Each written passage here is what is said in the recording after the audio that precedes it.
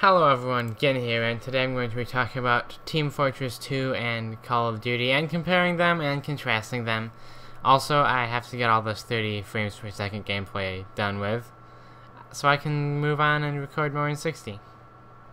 But yeah, let's get started with TF2 mates / versus Call of Duty. So, let's start with similarities. They're both first-person shooters, they both have loadouts, and they have some game modes in common. Capture the flag and domination, although it's a bit different in Team Fortress 2 if I remember correctly. But there is also sniping in Team Fortress 2, and it can be a one-hit kill. I'll get more into the details of that later. There are grenade launchers, and there are certain stuff people like to do. But that's not really any more similar than dissimilar. That's where the similarities end. From there on, it's pretty much like two alien civilizations, completely foreign and strange to one another. Because even though they attract the same base, probably teens, and of course, what first-person shooter would be complete without squeakers? I'm not hating on squeakers, but I'm just saying it's true, basically. But some game modes Call of Duty has that TF2 doesn't have, and some ones that TF2 has that Call of Duty doesn't have. Call of Duty has Infected, which that's just weird in TF. It would just be weird for TF2. It has Drop Zone. There are no care packages or kill streaks in TF2. There are kill streak weapons, but there are no kill streak rewards, so that wouldn't make any sense. Hardpoint, that only makes sense on a map without bases that you spawn in and are safe in, so that doesn't make sense. And Team Fortress 2 has some modes. Carts, I don't remember what exactly it's called, but both teams push carts towards a goal. Special delivery, where you deliver a briefcase full of Australium to a rocket to launch a monkey into space. And there's, of course, good old trade servers where people trade items, which is, heck, the concept of items in Call of Duty is right up until Advanced Warfare nowadays. In the olden days of Modern Warfare 3 and stuff, before that, you made a weapon change by your perks, and in Modern Warfare 3 what proficiency you had on it, and of course by weapon attachments. Oh, that's my headset thing bumping against my keyboard tray, but that's not the point. And with sniping in Call of Duty, it's pretty overpowered compared to Team Fortress 2 sniping. And a lot of people complain about it, and I think rightly so, because, well, you're not getting as many kills as you would with an assault rifle, or a submachine gun, or a shotgun, or maybe even a pistol. I don't know. I don't know about pistols, but, or, of course, a light machine gun. So, there are basically two kinds of people who use sniper rifles.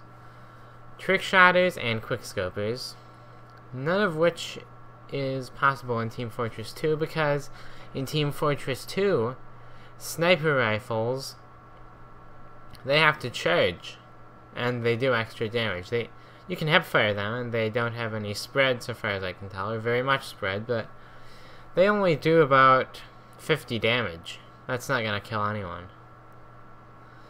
When they're fully charged though, they do 150 damage, or 450 with a headshot. Now, 150 may seem like a lot, but keep in mind that there are classes that have more than 150 health, like the Pyro, who has a flamethrower, the Demo Man, who has a grenade launcher, the Heavy, who has a minigun, and of course the Soldier, who has a rocket launcher. So, yeah, you're gonna need a headshot to take one of those guys down, even with a full charge. And there's also different fun goofing off activities people like to do in both games. In Call of Duty, people like to get to jump spots and ninja defuse bombs in demolition, or especially search and destroy. And, of course, hiding in different hiding spots around the map. And in Team Fortress 2, there's surfing, which... Let me explain this for Call of Duty players.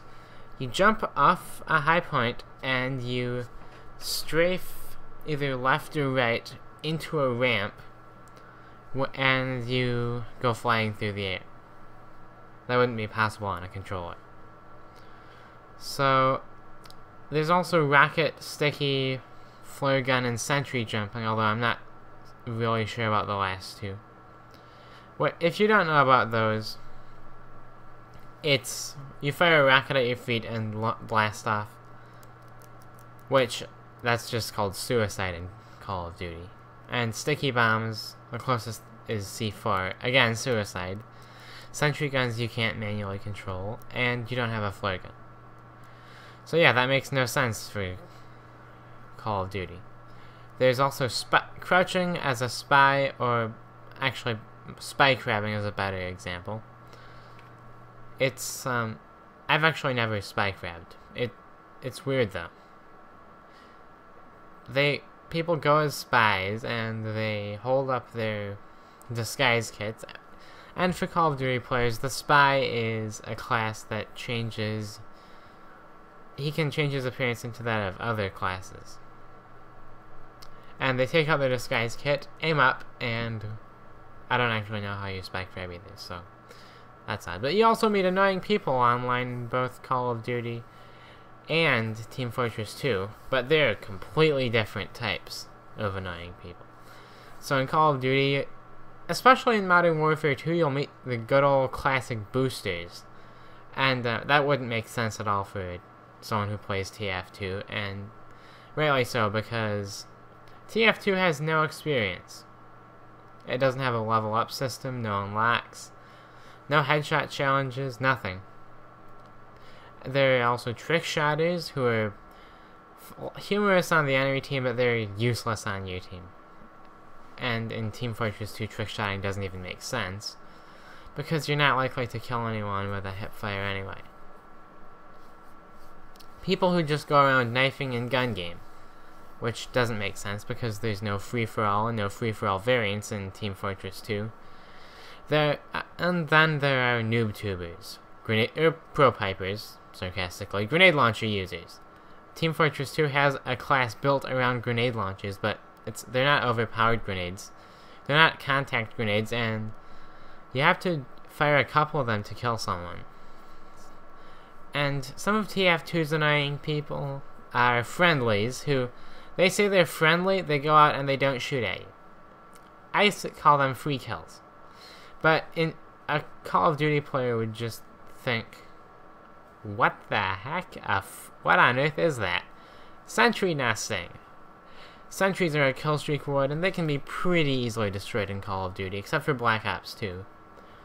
There are trade checks, which doesn't make any sense because there's no trading in Call of Duty, and there's people who hate on free-to-play players for Team Fortress 2, which makes no sense in Call of Duty because the only free-to-play Call of Duty is Call of Duty Online.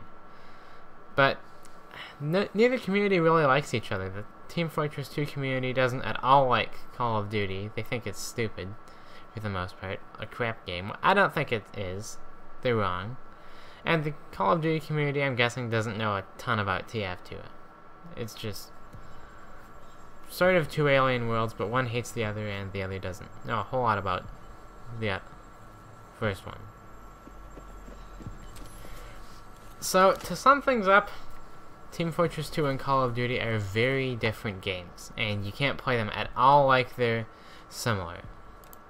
Anyway, thanks for watching. I'll see you later, everyone. Game453 out.